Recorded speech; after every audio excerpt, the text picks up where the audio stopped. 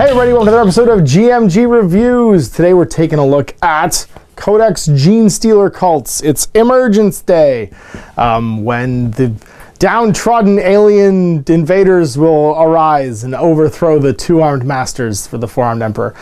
This is the last, except for, I guess this was a battle, and there's also like an Assassin's Index coming out in the next month's White Dwarf, Codex for Warhammer 40,000 8th edition, with the release of this book. All right, so here it is, Codex Genestealer cults. It's flocking in at how many pages? 120 pages long, full color, hardback, and of course has everything from the freaky art. Looks like, I don't know what's going on here. Is this supposed to be like some kind of a shrine? Some kind of, looks like almost like this, like a stage basically from some terrible space opera with weird bones and stuff. I don't know, man. It's got some freaky stuff in it. Sections, we've got all kinds of background stuff. There are some actual named cults now, which are pretty cool. What were your two favorites? There was the Cog one and the desert folk. The desert folk. The bikers getting the rust ones. Yeah, that's right. Yeah. The Cog one is like infected Mechanicum, isn't it? Yeah, they're trying to make machines, people, and Tyranids one thing. It's Jamie Lee Curtis in Virus. Yes. The best, worst bad guy movie. And you can see here some of the new kits too. The new female Magus, and like the Biologist, the Keller form, and all the other weirdness too. I think this is relatively new art, although this might have been. Yeah. No, this is the cover of Kill Team, isn't it? I don't think it's the same artist, at least. I'm pretty sure, because this looks really familiar to Kill Team. I'm pretty sure all of the first splash arts have been new. Yeah, because I haven't recognized I only think of the Tyranid one or the Demon one rather, because it's a really good piece of art because it's Tyranids versus demons, and that doesn't really exist. That's true. There isn't a lot of that usually. Yeah. And then here we got some Howling Griffins. Man, there's a throwback. Epic Deck Mike actually just painted a Kill Team squad of Howling Griffins. They're pretty rad. If you remember old White Dwarf, I think it was Fred Reed had like the biggest second edition Space Marine army I'd ever seen at the time, and had like a Thunderhawk and everything. It was all in this thing. So yeah, Worshippers of the Xenos. Get all your background stuff on the Genestealer curse. If you don't know how it works, basically you get turned into a space baby, and then you make space babies until you look pretty human, and then the last generation, the human generation, makes Genestealers. And it all starts from the beginning. So this is the life cycle of a cult, like how we go through. The infection vector arrives. He makes Patriarch. Like, I don't know how the first one's always a Patriarch. They grow into it. When they're alone, like they just grow into it. So like the Genestealers that are running with the hive fleets are more like programmed to kill, but if they ever get separated, they switch to a like reproductive system. Right. Infect basically. And then they grow into one of them. The biggest, fightiest one grows into a Patriarch. Yeah. So Patriarch. Then the first generation are basically the freaks, the hybrids. The second generation are a bit more human. The third generation are the not quite human ones, and then the close to humans are the fourth, and then they just have pure string Genestealers as their kids, and then it starts over again and like just circles around basically. And then like the offshoots are things like the Abominant and the Aberrants. They're not actually supposed to be like that. They're like freaky like accidents. And stuff about this is a really cool piece of art, isn't it? Yeah, as you go into the big shrine, and there's like, you can see they're all like getting off work and like going in, and you can see the creature up ahead. And there's like the creaturey ones, like the more human-y ones too. Yeah. What's interesting is this art style is very different from traditional GW art. It's got almost a comic book vibe to it. It's very high contrast, like lots of black lining and stuff like that, as opposed to being sort of more painterly. This looks like it was done digitally as opposed to like traditional brush. Yeah, that guy looks like a definite digital one. This fella down here. Yeah.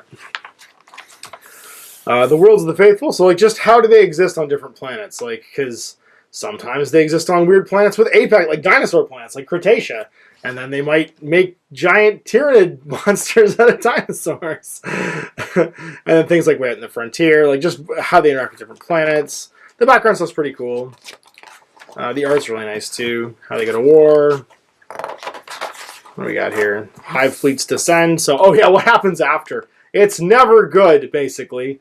I feel like there's a little buyer's remorse for some of the cultists. Like, they're like all excited about it, and then they just get waded into a pool, basically, and turn into DNA goo. Yeah, they all... it's referenced a couple times where it's like, they're always looking forward to that day. And then that day comes. And then they enjoy that day for a while. Yeah.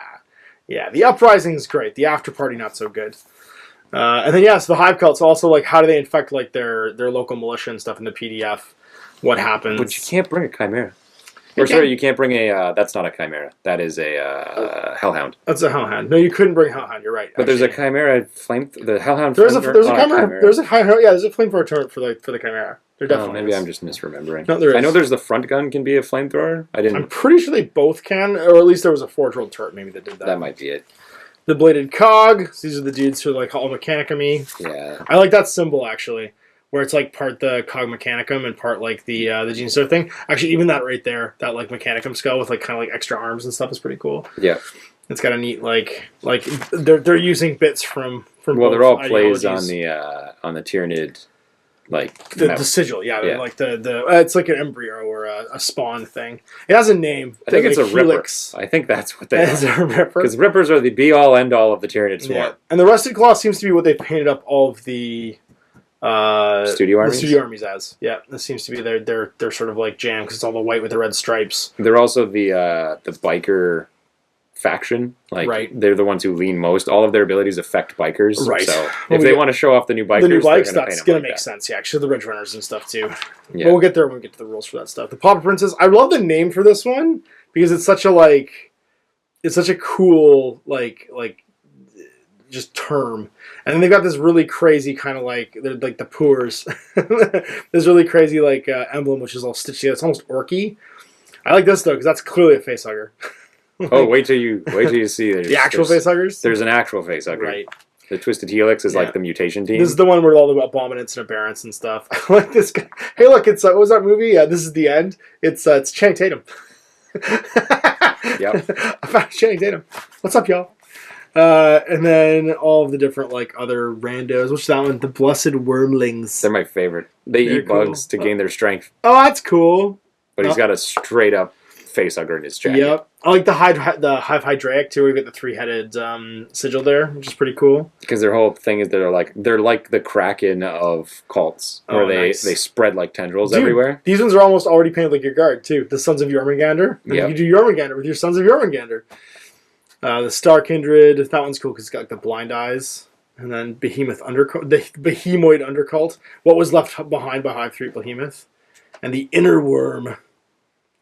They're from a linchpin planet. They grew Grox and Grontok and Bovians, so they had lots of weird they had lots of meat for the farmers basically.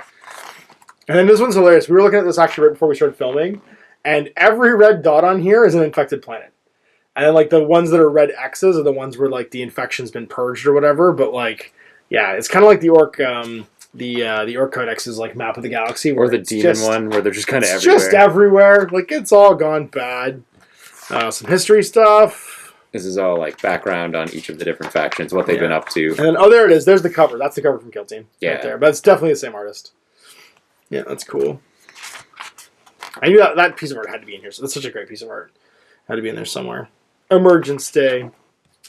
And then, of course, your individual unit backgrounds. So the Patriarch. Varying styles of artwork with your Patriarch. They do jump around a little, who's ultra realism, and then your Magus, who's not. Yeah, they do kind of jump around a little bit. Primuses, who are your leaders. Your Iron Wards, their banners. These are all old things. And then the new stuff.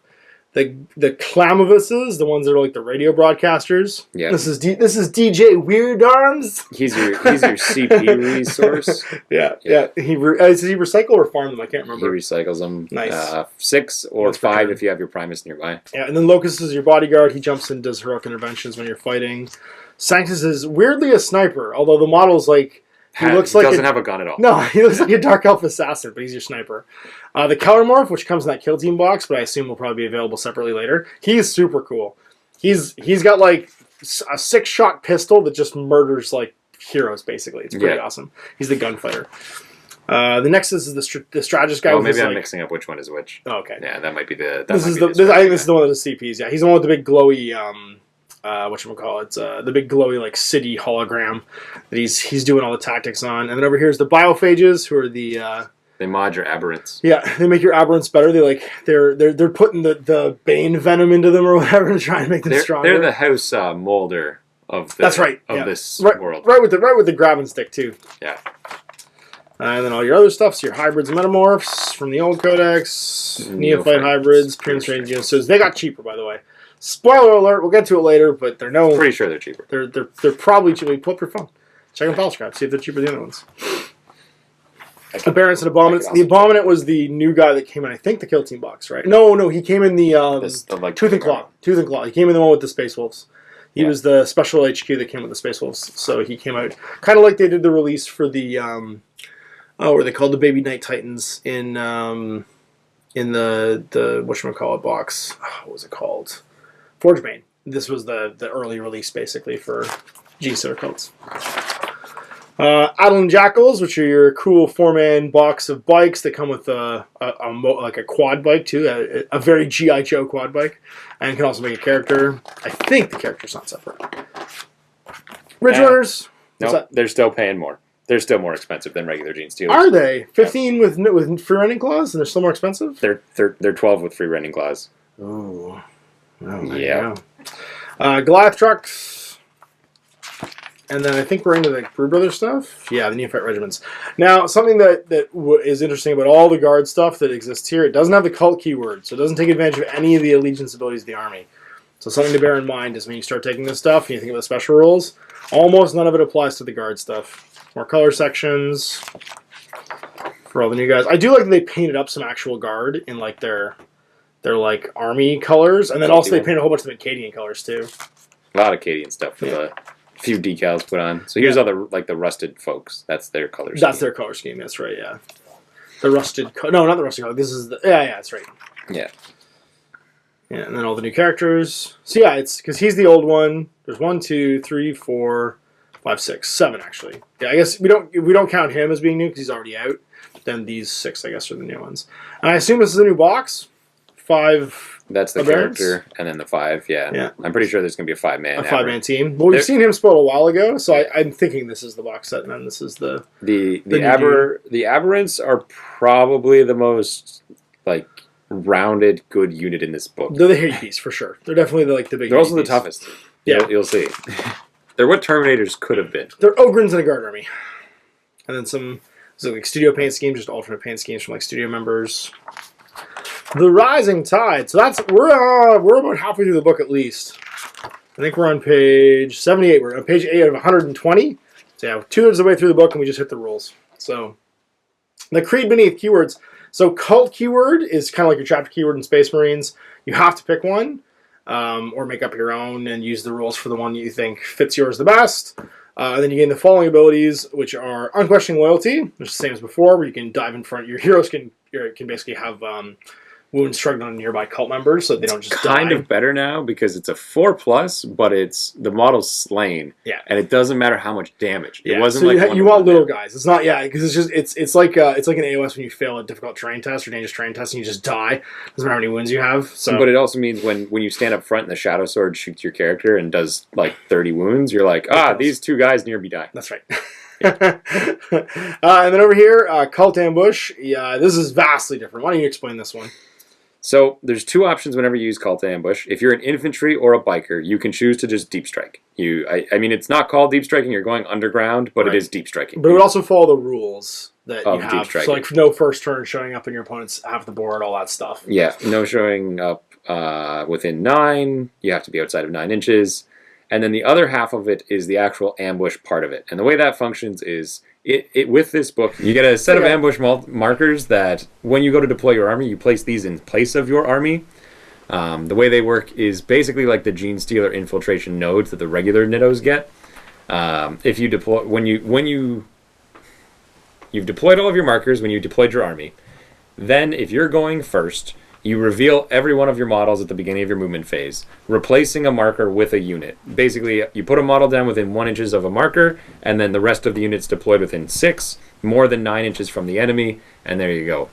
They have to be wholly within your deployment zone. Even when the models are deployed, they have to be wholly within, but they act normally after that point. So they both reveal, move, shoot, charge, do whatever they want to do. If your opponent goes first, he does his movement phase, and then brings in any reserves, anything like that, and then you reveal all of your army. It's all right. It's just a hidden deployment, but there's a risk of death tied to it that isn't. They flood your deployment zone. If they have any way to get into your deployment zone. See, the thing is that they don't count as units, the little blip markers. They're just here it is. It's not an enemy model. It can't be targeted. Can't be affected in any way.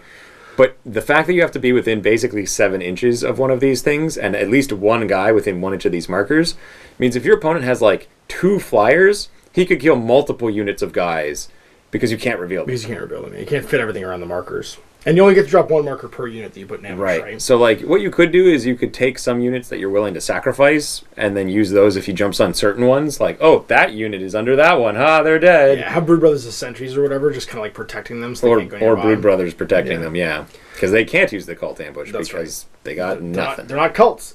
So all your guard vehicles and Brood Brothers can be on the table, and these can kind of be, like, interspersed. And the cool thing is, you don't have to connect a unit with a marker. No, it is just a unit. So anybody can show up on any marker, basically. Yeah, exactly. So it does mean that you can just kind of like switch around your deployment, however is best for you later on during the turn. And what the other thing that's really cool is you actually get all the markers for the book. This is the first time I think they've done this, but they packaged in, because this was all shrink wrapped. You get, 7, 14, 28 markers, and then a 9-inch pushback ruler here too, all in full color, and heavy card, so they're nice to actually make use of the ability. So I thought that was kind of neat. I would love to see more widgets come in these.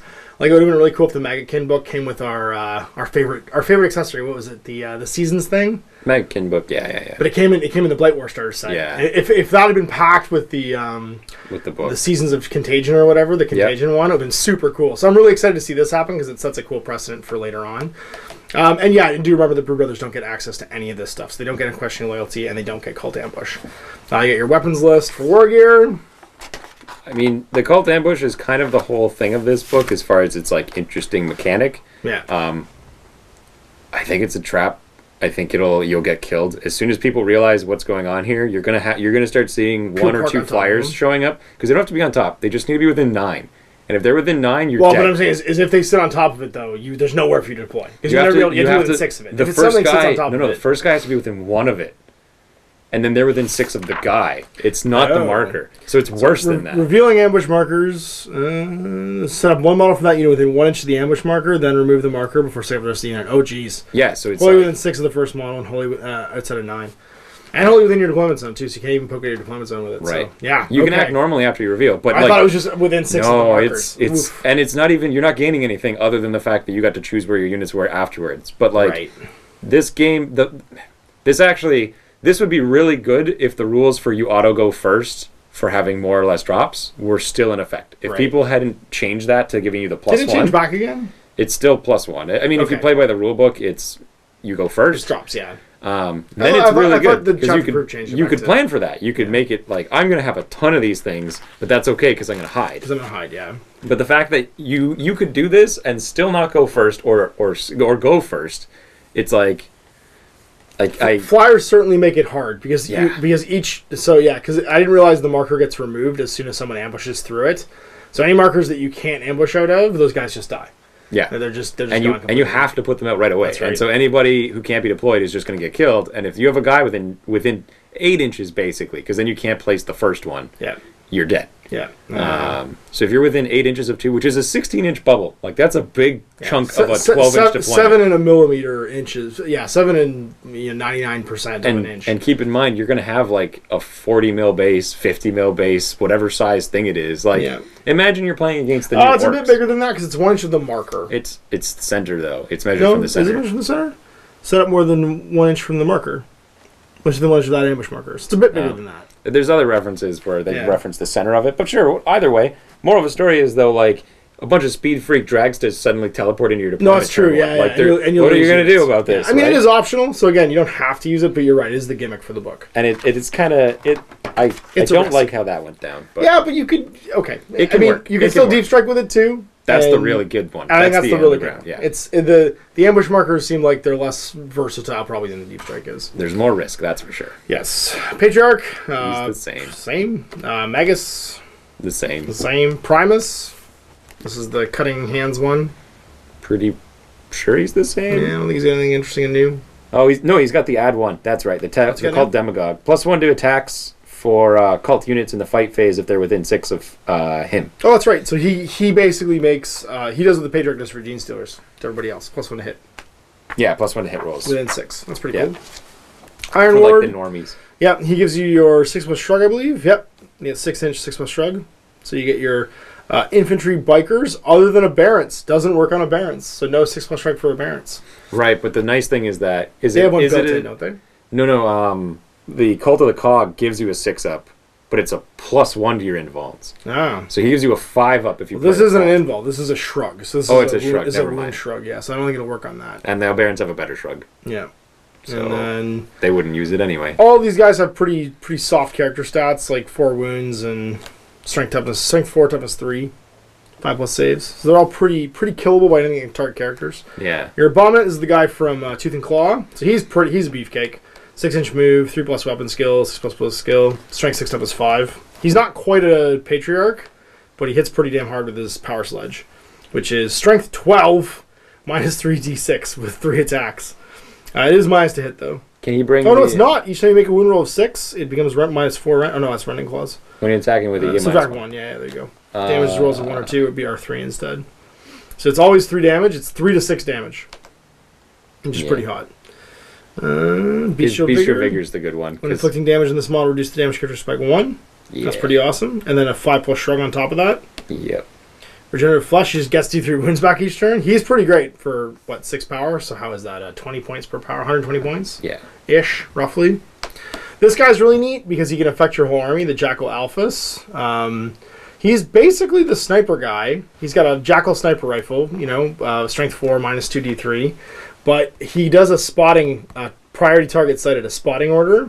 As part of your shooting phase, select an enemy unit visible and within 36 inches of this model. Until the end of the phase, add 1 to hit rolls for all friendly cult units that target the enemy unit while they're within 6 inches of this model. So he can spot for things within 6 inches of them.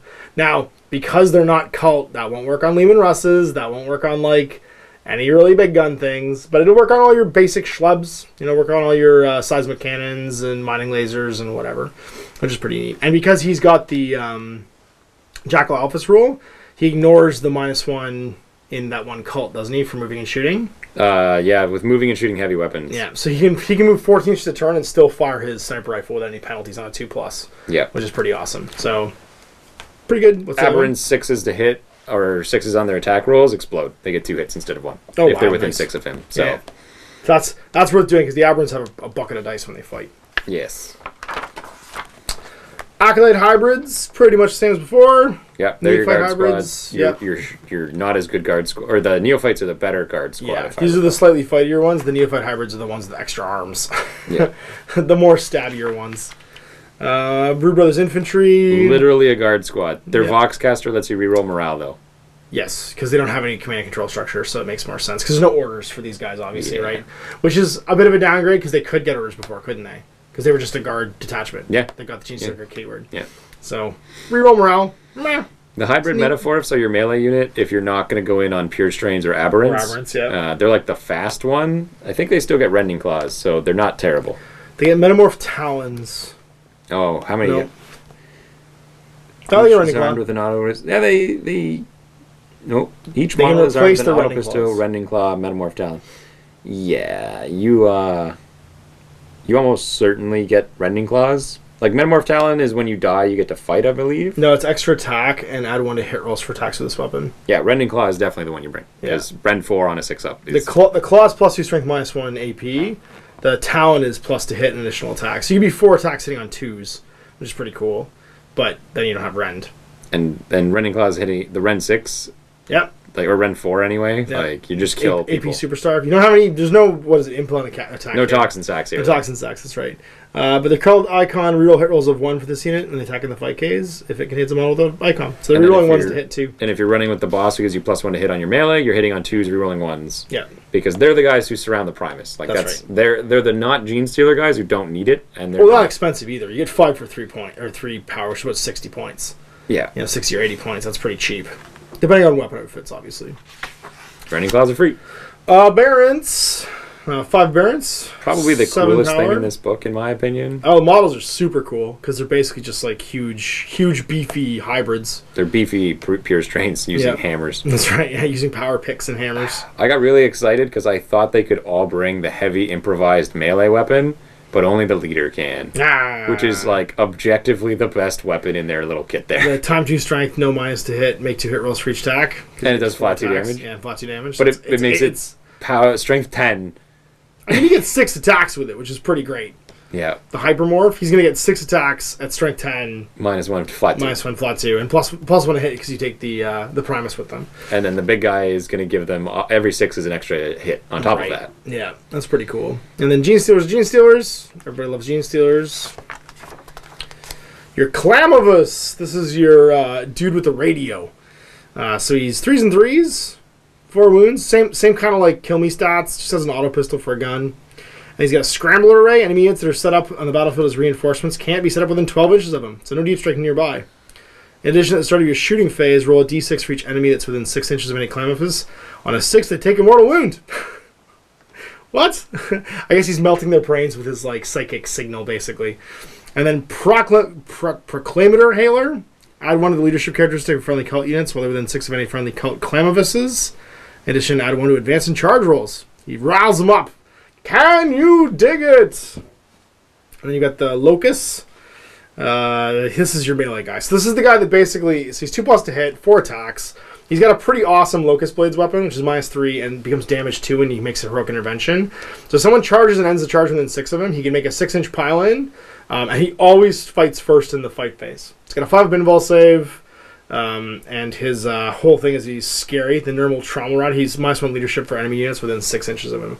So pretty awesome. He jumps in and basically fights, and he can always do it. So when he's nearby a character model, each time a character model loses a wound within 3 inches of any friendly cult locusts, you can select one of these locusts to intercept the attack instead. Roll a die on a 2+. The character does not lose a wound, but this guy takes a mortal wound instead.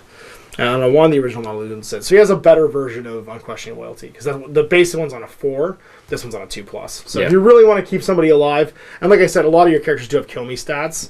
This guy's a really good fighter. They're just humans. Yeah, this guy's a really good fighter, and he's also able to jump in front. And like, if you look at these guys, they're like 2 points. He's like 40 or 50 points for someone who can do a horrific amount of damage potentially when he's fighting. If he jumps into a unit, like he'll kill a bunch of Terminators for sure. Yes, hitting on 2s, strength 4, -3 save. And on the charge, he's doing flat 2 damage. Exactly, yeah, when he heroically intervenes. So sitting in behind the lines of Brood Brothers, this guy can just jump out and do some murdering. And then your Sanctus, the guy not armed with a sniper rifle. He's like a baby Vindicator. Armed with a sniper rifle that is entirely built around using his sniper. Yep. But also what's cool about it is that when it hits a Psyker, they automatically suffer perils. If they take any wounds. If they take any wounds. Yeah. I think it's super cool. And I can target characters like normal. So strength 4, -1 D3. It's got a little familiar that fights with him. And then the Sanctus Biodagger, which is flat 2 damage, -2 save. And it's 4 attacks hitting on 2, so it's pretty legit. It's only strength 1, though, which I think is neat. But it has the always wounds on 2+ unless targeting a vehicle or Titanic unit. So you're not hurting vehicles with him, but he'll mess up an infantry unit like crazy. That guy's another Terminator killer. Yep. And he's got Cult Assassin. This model can never have a Warlord trait. In addition, the Perfect Ambush Stratagem has a command point cost of 0 if he's using it. And we'll talk about that when we get to Stratagems. And then Camel Cloak, +2 saves and cover. And his Soul Sight Familiar, units do not receive the benefit of cover when he's getting shot. Because the guy can see with his goggles. This is making extra goggles for night shoveling. And the Kellermorph, I love this guy. This is the dude from the new star set for Kill Team. He's got the 3-arm Bandido Gunslinger. He's 6-inch move. He still has the same kill me stats, but 2+ ballistic skill. And he's armed with 3 Liberator pistols. And they're pistol 2, strength 4, -1, flat 2 damage all the time. So dude can just murder stuff. And then he has a Cultist Knife, which gives him an additional attack in melee. He's Gunslinger. This model can target enemy characters, even if not the closest model. In addition, each time this model hits an enemy with a pistol weapon, it can immediately make 1 additional hit roll against that target using the same weapon. So he could potentially do 12 hits on a character. And 24 damage. That's bananas.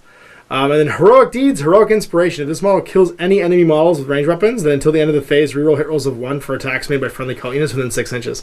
So he goes in guns blaze, and everyone's like, "Look at the doves fly by!" Like he does like the Hong Kong action movie, like dive through and shoot everything. Yeah, and the doves explode into the air, and everyone thinks it's really cool. The last thing is that they're also pistols, so you can use them in melee. Yeah, exactly. Yeah. Well, before melee even. That's cool if he gets engaged. He shoots a whole bunch of people beforehand. Does that work? Yeah. Any phase. So you could do it during the shooting phase of an enemy turn as well. I mean, no. On his shooting phase, he can shoot his pistols. Yeah. In addition, each time this model hits an enemy model with a pistol weapon. Yeah, sorry, I just mean it doesn't have to be. Doesn't have to be on. This one's in melee. It could be just with the pistol. That's right. Yeah, because it's only ever going to be your shooting phase when you shoot. And the Nexus. This is the one with the little like map display. We've got just a pistol, auto pistol, and he's got strategic coordinator. This is your recycling CPs, right? Yeah, and if he's near your Primus, it's on a 6 normally, but if he's near a Primus, it's on a 5. That's you get pretty +1 to the roll. And you can only do it once per turn, though, so there's no more infinite recycling.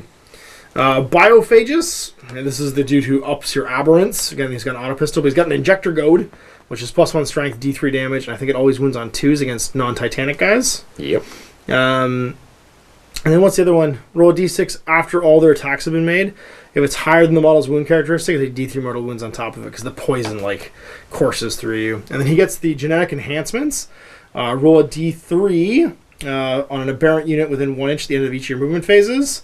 On a 1, someone dies. He gives them a bad dose. 2+, roll a d3. +1 strength, +1 toughness, or +1 attack. And then Alchemicus Familiar. If it's accompanied by one of these, when it uses the enhancement ability, it can aid it. If do so, roll 2d3 when rolling the thing and pick which one you want. So you get to do it double down, basically. Yeah. And the death of the familiars avoid. Any of these attached familiars don't count for morale tests and stuff, just like the ones on your Primarch don't. Yeah. When you lose them in shooting. They do also basically give you all your guys a free wound, though.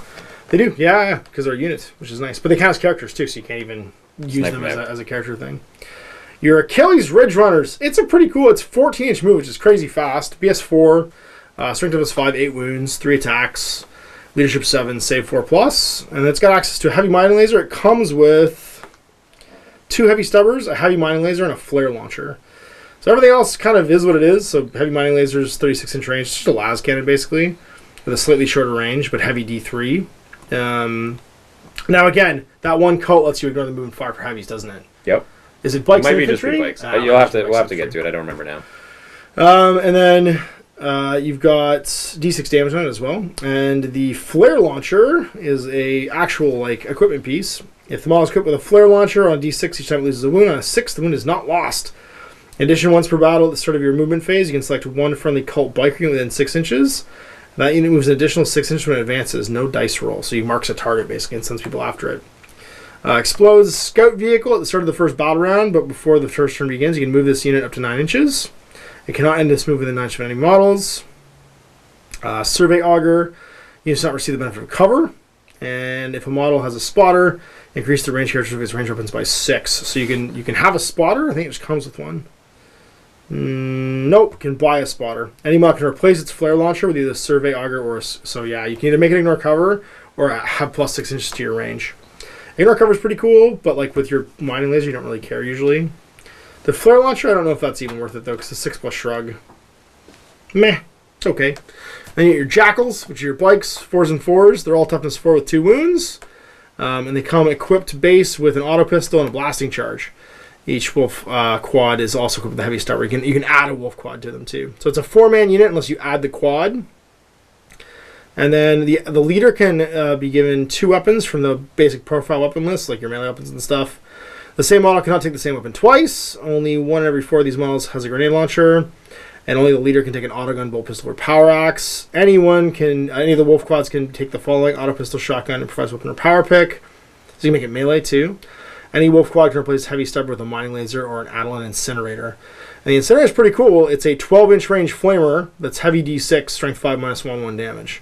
So that's they're definitely Adelan, not Attilan. Adelan, that's right. Well, no, there's no I in there. I know. Adelan jackals. The Rough Riders of the future are Adelans. Yeah. Talon jackals.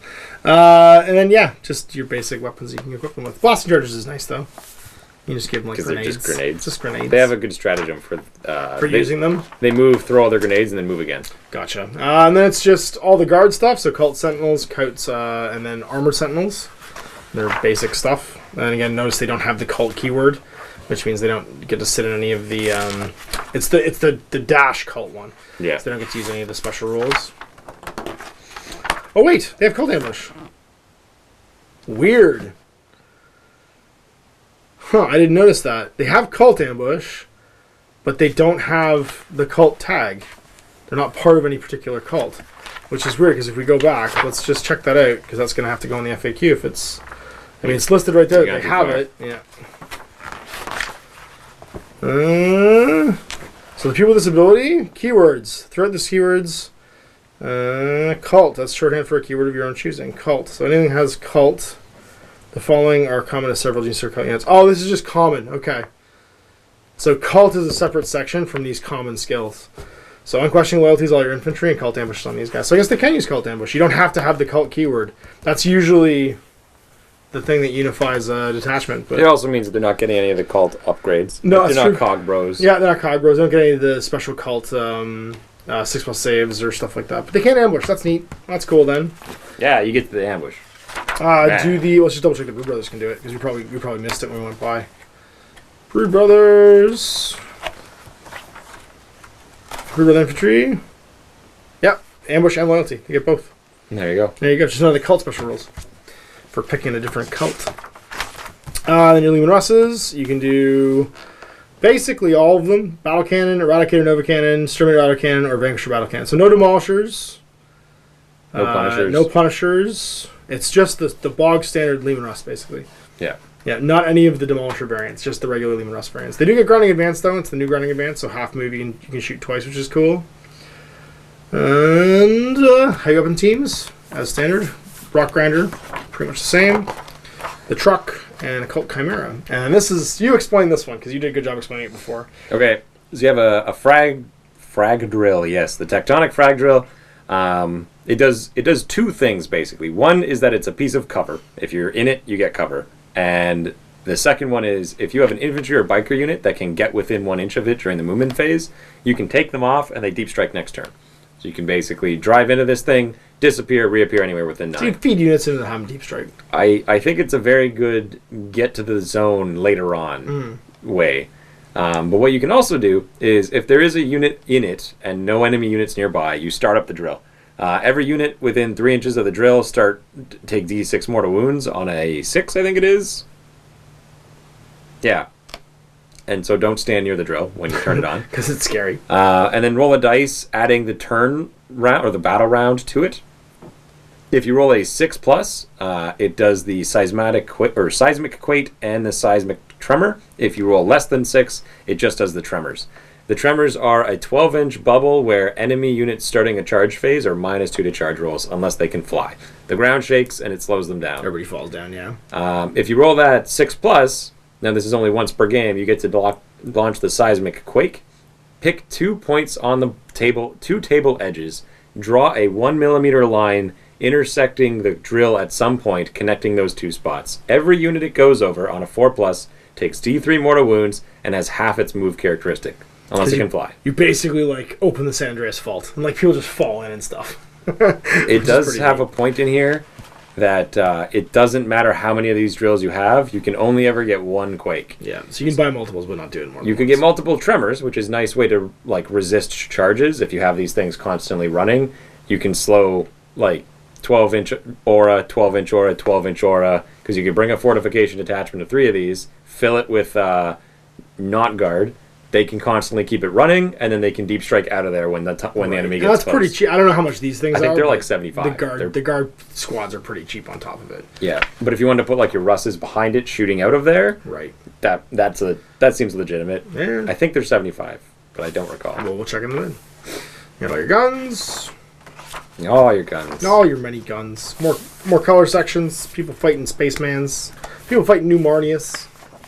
Yeah, Cult Kriegs. And then Insurrection! So, Genestealer Cults and Brood Brothers detachments get this stuff.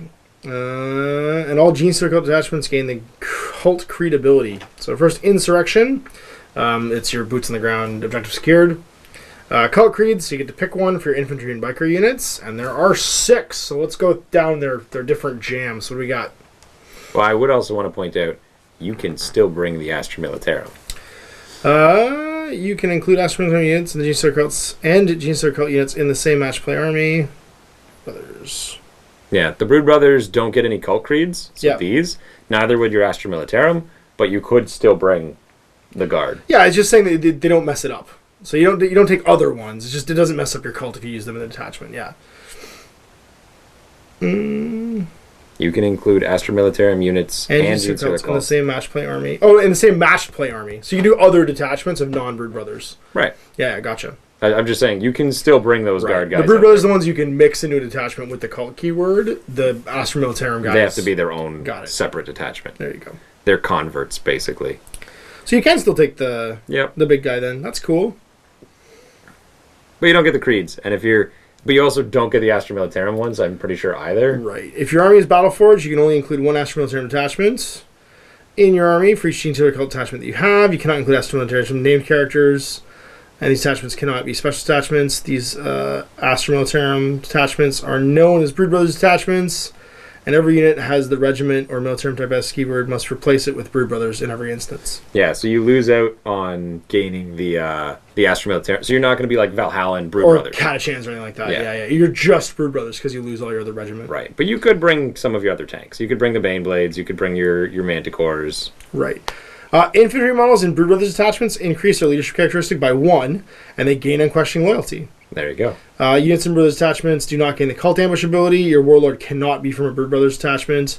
And you cannot give any relics to Brood Brothers characters. So you can't get any of your relics from military. And no named people either. So no Sergeant Harker. In addition, the command benefits of all Brood Brothers detachments included in your army in this way are halved.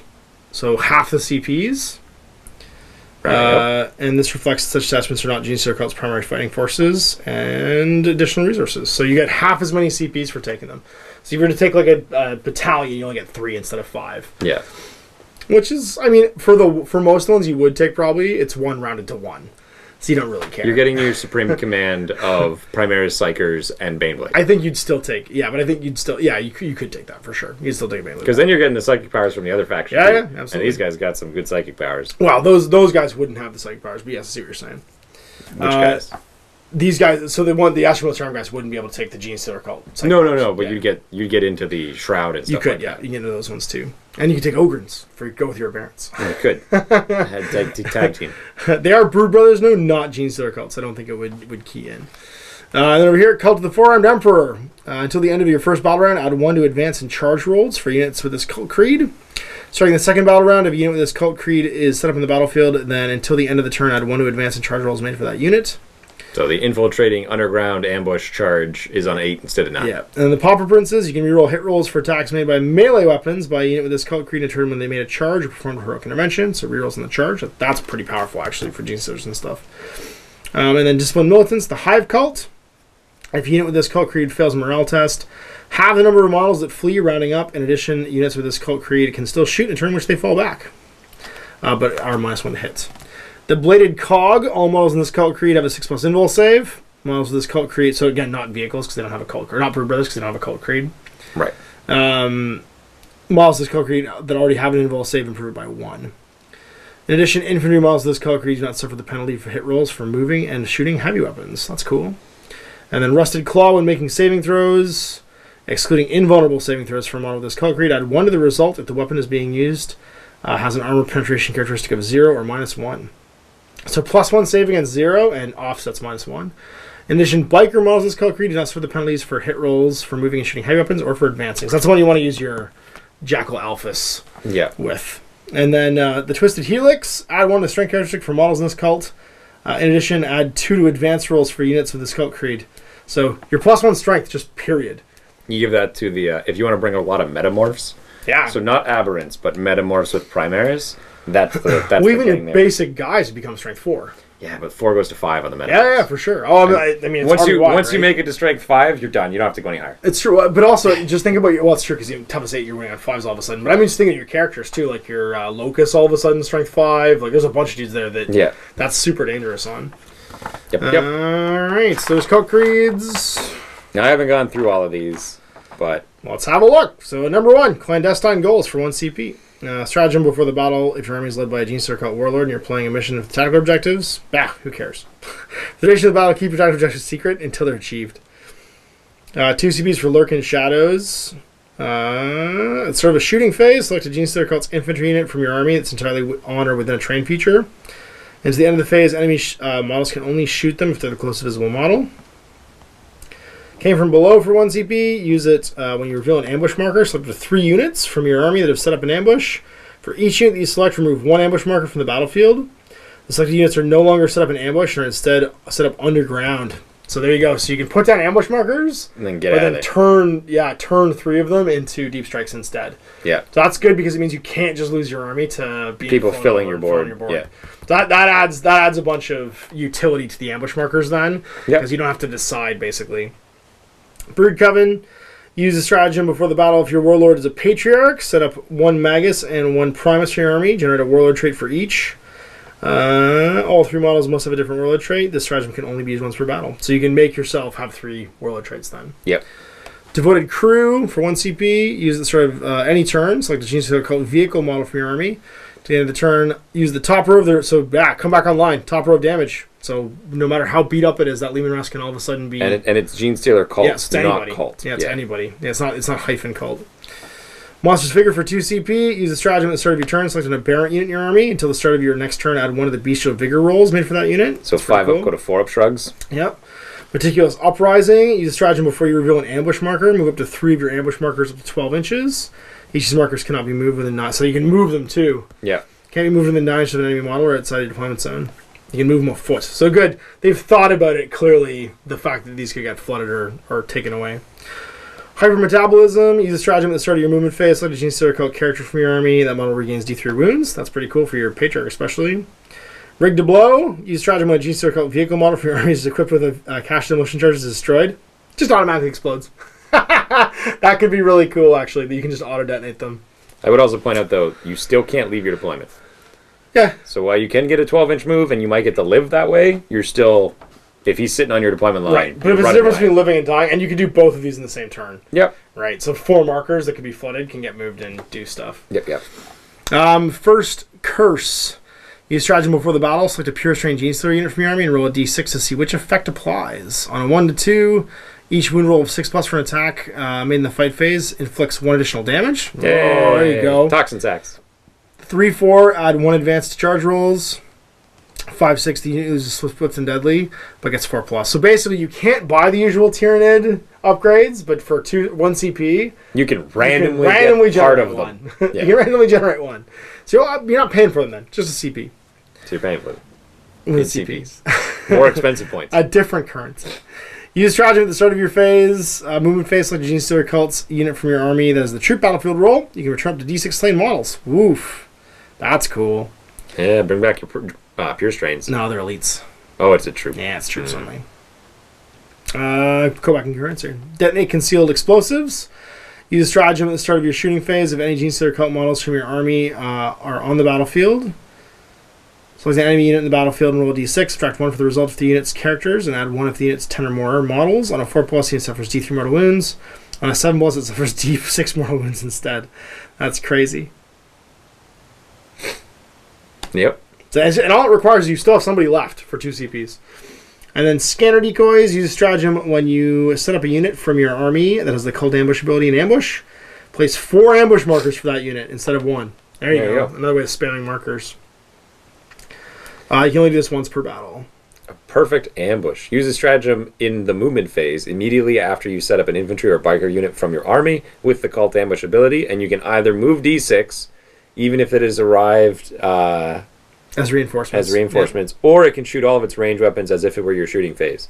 Using this stratagem in your turn does not prevent the unit from shooting in your shooting phase or making a charge in the charge phase. So there you go. So that's your Genestealer delivery system or your aberrant delivery system. Deep strike them, and then all of a sudden, or bring them out of ambush, and they can be 9 minus D3 inches away. Triple Pistol Man does this for free. Oh, really? Oh, that's right. It cost him 0. Right. That's so cool. So you rush your whatever near him. Right. And then he goes, I reveal and shoot you 12 times. 12 times. Potential. With my damage to -1 save gun. Yeah. Telepathic summons for 2. Use a stratagem at the start of your psychic phase. Select a cult psyker from your army. That model can attempt to manifest any psychic powers this phase. Cannot attempt to manifest any powers. Instead, roll 3d6. You can add one new cult infantry or biker unit to your army. if it has the cult ambush ability and its power rating is equal to or less than the roll. So for 2 CPs, you can make a new unit that's 2d6 power. 3d6 power. That unit is immediately set up on the battlefield anywhere that is more than 9 inches from the enemy models. Crazy. Yeah. And but it's cult unit. Cult infantry or biker. So you can make Genestealers. Mm-hmm. Wow. That's cool. So 3d6, average rolls 11. I don't think the pure strains have the cult. I'm pretty sure I they might be do. mistaken. I'm almost actually entirely sure they do. Cult. Yeah, they do. Yeah. Okay, good. So 3, and their power is 4. So you're averaging 8, a 10-man unit. 12. If you can roll 12 plus, you get a 15-man unit. Yeah. On 3d6. You got to pay for the points though, and Yeah, that's but you can also CP your low die. right. I just mean you'd have to reserve those points to make this work. Do you still have to do that? Yeah. No. If you want to create a unit, you do. I thought you didn't have to. Bringing Okay. guys back, or whatever that one was, that's Right. okay. It's the creation of new units that costs you the points. Okay. So like the orc one gets around it because it's bring the unit back, and like Right, the dead unit comes back, not the... they're not dead. You have to do it before they die. Right. Yeah. an It's bring existing everyone unit back coming to full. That's Yeah. right. You can add 1 new unit. Yeah, this is creating a new unit. That unit is immediately set up on the battlefield anywhere that's more than 9 from enemy models. And they just show up. Then you've got Return to the Shadows. Use a stratagem at the end of your movement phase. Select 1 infantry or biker unit from your army. Has the cult ambush ability and is more than 3 inches away from enemy models. Remove that unit from the battlefield at the end of your movement phase. Set that unit up anywhere in the battlefield again, more than 9 inches from the enemy. If the battle ends before this unit set back up, it's destroyed. So you can just have them teleport back out. So you can fight somebody, walk out of combat, That's right. and then teleport away. And then teleport away. And then lying in wait. Use a stratagem when you set up a unit from your army that has the cult ambush ability and reinforcements. When setting up that unit, it can be set up anywhere on the battlefield that's more than 3 inches from enemy models. But that unit cannot make charge moves this turn. So you can't charge that turn, but you could get real close with guns. Yeah. Blasting charges, whatever. Extra explosives. Use stratagem before a Genestealer cult unit from your army is selected to shoot or fire Overwatch. Up to 10 models from that unit are armed with grenades. Can throw a grenade that phase. Instead of only 1 model being able to do so, no more than 5 of these models can throw demo charges. 1 CP, or 3, Grandsire's Gifts. Extra... War gear. War gear, yep. Extra relics. 3 CPs, planned generations in the making. Use after your opponent spends CPs, use a stratagem, but before the effects of the stratagem are resolved. Roll d6 on a 1, it's resolved as normal. On a 2 to 5, the CPs are refunded, but the strategy doesn't work. On a 6, it doesn't work, and the CPs are still spent. The stratagem cannot be used if there are no Cult of the Formed Emperor units on the battlefield, and cannot be used to affect stratagems used before battle or during deployment. So, only applies to Cult of the Formed Emperor. Hive Cult stratagem, 2 CPs. Use this after a Hive Cult unit from your army has attacked an enemy unit in the shooting phase. Any attack results in the enemy unit losing 1 or more wounds. Add 1 to hit rolls for attacks made by other friendly Hive Cult units to target the same enemy unit that phase. This one's Bladed Cog. Use stratagem before a Bladed Cog unit, excluding Genestealers, fights. They don't like Genestealers. From your army is selected to fight in the fight phase. Until the end of the phase, each time you roll an unmodified roll of 6 for an attack made by that model, makes an additional hit roll. This is why they didn't give the Genestealers. That's why. Because you're hitting on 2s, rerolling 1s, potentially. Yep. These bonus attacks cannot generate further attacks. These attacks are instead generated on unmodified rolls of 5 or 6 when targeting Imperium units, and unmodified rolls of 4, 5, or 6 when targeting Mechanicum units.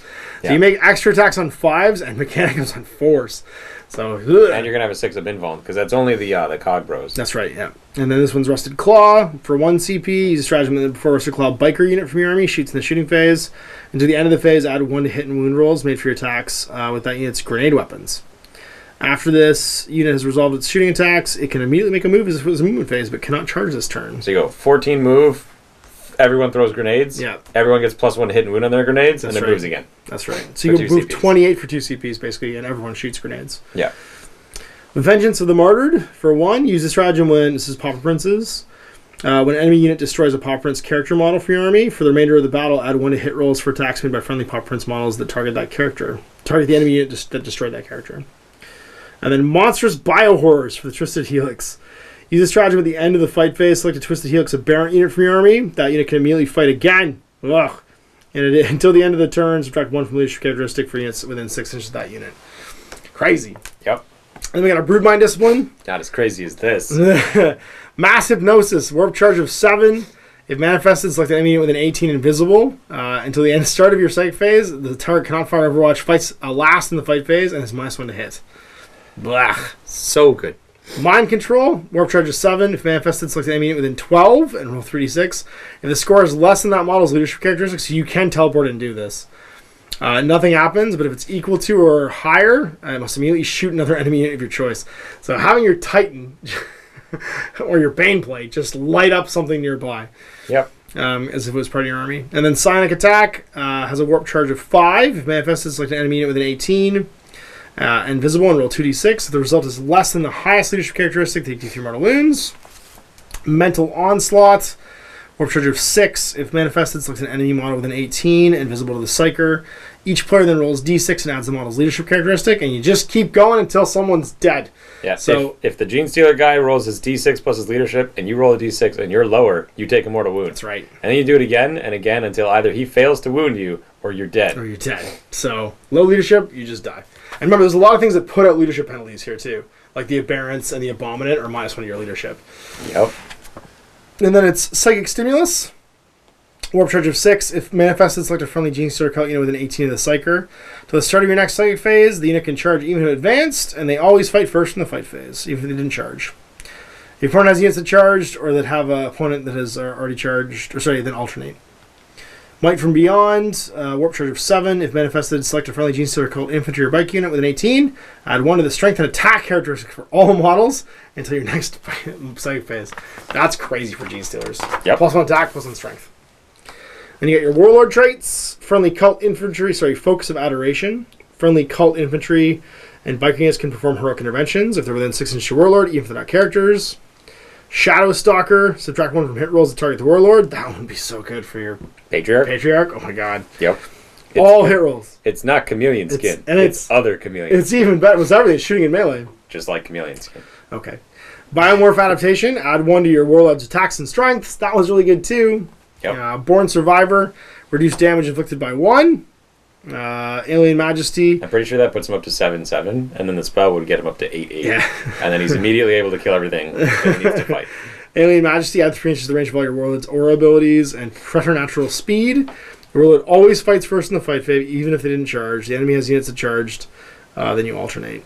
You cannot select this Warlord trait for a Locus because he has it already, basically. Right. Cult Warlord traits. Cult of the Four-Armed Emperor. Once per battle, if your Warlord is on the battlefield, you can reroll 1 hit roll, wound roll, or saving throw made for Cult of the Four-Armed Emperor unit. In addition, if you're battle forged before the battle begins, get D3 equal command points, or extra command points. Hive Lord, the Hive Cult. Reroll hit rolls of 1 for attacks made by ranged weapons by this model. In friendly Hive Cult units, while they're within 6 inches of them. So within 6 inches, they get to reroll 1s for shooting. Bladed Cog, Single-Minded Obsession. After deployment, before the first battle round begins, select 1 unit from your opponent's army. You can reroll wound rolls for attacks made by friendly Bladed Cog units within 6 of him. Rusted Claw. Entropic Touch. Each time you roll an unmodified wound roll of 6 in the fight phase for a model from a friendly Rusted Cog unit, whilst within 6 inches of your Warlord, the armor penetration characteristic of the attack is improved by 1. Pauper Princes add 2 to unquestioning loyalty rolls. That's cool. The Twisted Helix. Increase the damage characteristic of weapons other than sacred relics of the cult by 1. So your basic weapons could go up by 1 for Twisted Helix. So your Abominant could have like D6 +1 damage super hammer. Or your Patriarch. True. Yeah. Could be Rending Claws doing D3 +1, rerolling all to wound. Actually, I think he's flat 3. I think he's monstrous Rending Claws. Yeah. No, I know the tiered one is for sure. And then your Sacred Relics, Icon of the Cult Descendants. For the Iron Ward, add 1 to strength characteristic for friendly cult infantry and bike units within 6. Sword of the Void's Eye, Bone Swords only. It's melee, +2 strength, -3 AP, D3 damage, reroll hit and wound rolls for this weapon. That's pretty cool. Amulet of the Void Worm. Add 1 to saving throws made by the bearer against ranged weapons. In addition, enemy units cannot fire Overwatch to the bearer. Oh, no Overwatch against the Patriarch. Which house is that, or is that +1? It's anybody. +1 save against ranged attacks and no Overwatch. That's going to be popular. Scourge of the Distant Stars. Add 1 to hit rolls for attacks made with the bearer's melee weapons. So just +1 hit. In addition, each time an enemy model targets the bearer with a melee weapon, and your opponent rolls an unmodified roll of 1, the attacker resolves 1 mortal wound against all. So basically, you hit back. You lash out. Oppressor's Bane, modeled with an auto pistol or Liberator auto stub only. Pistol 3, strength 4, -2 damage. This weapon can target enemy characters. And reroll wound rolls for attacks made by this one when they target enemy characters. There you go. So even more shots for your... Well, actually, only one of them would become the Oppressor's Bane. Right. And 2 others would be normal. So you'd have 7 shots, basically, with your gunfighter. Dagger of Sacrifice with a Cultist Sniper Sanctus Biodagger. Melee, -2 damage. Each time this bearer fights can make 1 additional attack. Always wins on 2s against vehicle or non-Titanic models. If it loses any wounds as a result of the attack, but it's not slain, it takes D3 mortal wounds after the bear has made all its attacks. So no rolling, just so D3 mortal wounds. It's taking at least 2, and then maybe D3 more. No, it's always D3 more if you're taking 2. Yeah.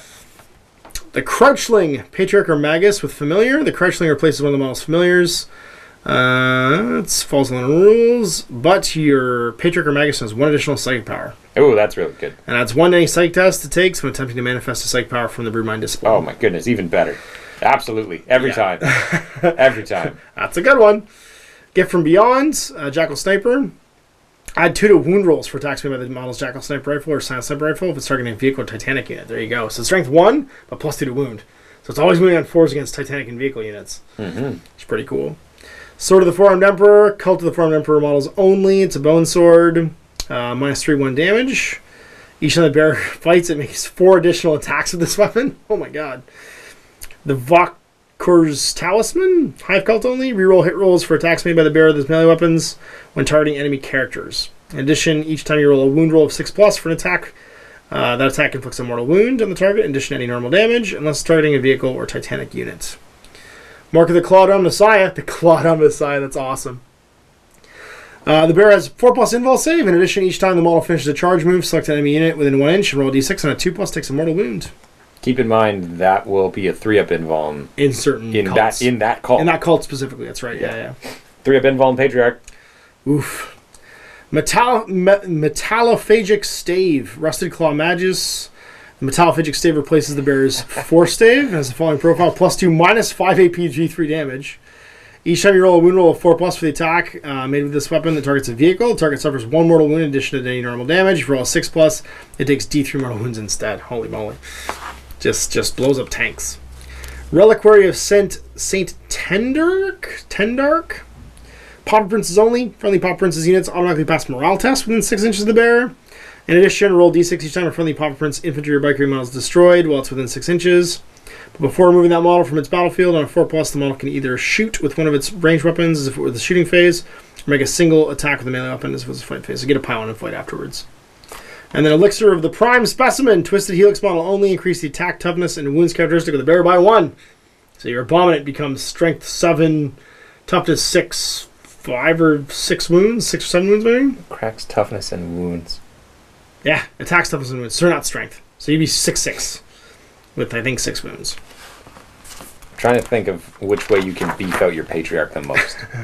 You bring the Warlord trait for the strength and attack. So he's +1 strength, attack, toughness, wounds. Right. And then you use the spell for +1 attack and strength. It'd be good. So you're +2 strength, +2 attacks, +1 toughness, +1 wound. He's a monster. Strength 8, toughness 5. You're really leaning into this 6, pirate. You're really leaning strength. into the Patriarch. Yeah. 8 attacks. Pretty good. Hitting on 2s, wounding on rerolls to wound. Yep. Here's all our costs. Characters. Looks pretty cheap. Patriarch's 125. How many points is a Magus? 80? Magus is 80. Ooh, that's Without his pretty stave. expensive. How much is his stave? 4 stave? Probably free. If it's something only he can take. Melee weapons. You were looking at it Melee earlier. weapons. 4 stave? 0. Yeah, it's Yeah. free. Just 80. 80 flat. 240 to bring 3 of those guys as a Supreme Command. There you go. Abominant's 105. What's the heavy? Is it a heavy power hammer? Power hammer, or is it just no? It's heavy power hammer. Yeah, it is 16. So he's going to come in at 121. Yeah. Pretty expensive. Patriarchs 125. Familiars are 12. Always. Patriarchs Jackal is Alphas, 145. 125. 125. Yeah, and then how much is his equipment? He's got massive running Massive running claws. claws. They probably don't cost anything because they're probably 0. He has. Yeah, monster running cost is 0.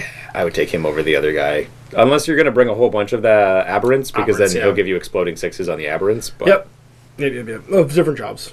Yeah. Different jobs. It's what are you building your army around? And do you want pure strains? Because if you're taking a cult, because if you're taking the cult that's built with like Twisted Helix, then you're going to take the aberrant because he gets access to cool gear and his stats get better too. Because he can be flat 4 damage. Sorry, 4 to 7 damage with his 4 attacks hitting on 2s, which is ridiculous. Because he's got D6 damage with all 1s and 2s count as 3s, and then you take the thing for +1 damage. Right. Yeah. Yeah, the Patriarch can be Strength 8, Toughness 7.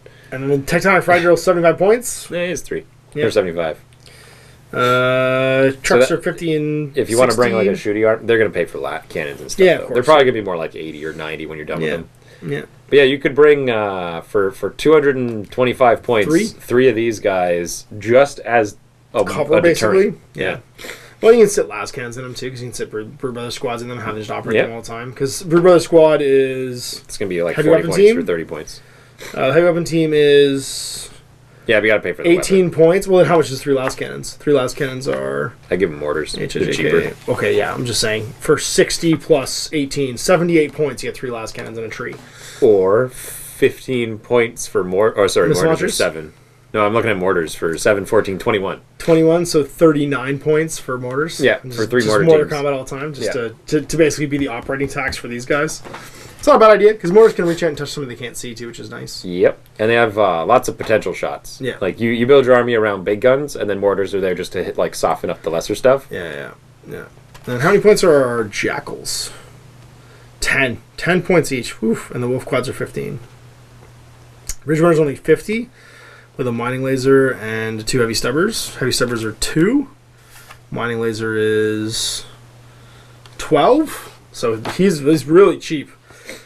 Well, 62, 66. Toughness 6. Toughness 5. Oh, sorry. 60, 8 wounds, but 66 points for 8 wounds worth of fast-moving mining laser is pretty good. Yeah. With a 6+ invul, because it got 6+ wound stroke, too, from the flare launcher.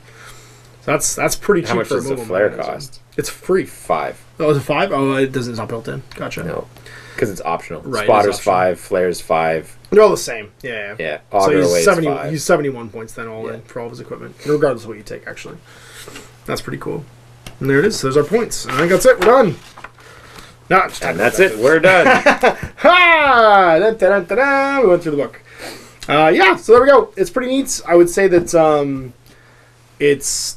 I don't know. Reading the CPs makes the ambush a lot better, because at least you don't just die. Yeah. There's not. Well, the shenanigans. They thought about the fact that people are going to try and just stop your cult ambush, which is a big deal. And I mean, the thing is that like things that would stop it were things you were already bringing, because they were anything that could get you up to the other side of the board fast. So Right. it was like, hey, we got this thing, but if they're near you, you die, and you go, oh, I'm dead. Well, I brought my army to go fast. Look at this weird piece of art again. It's like this weird piece of art.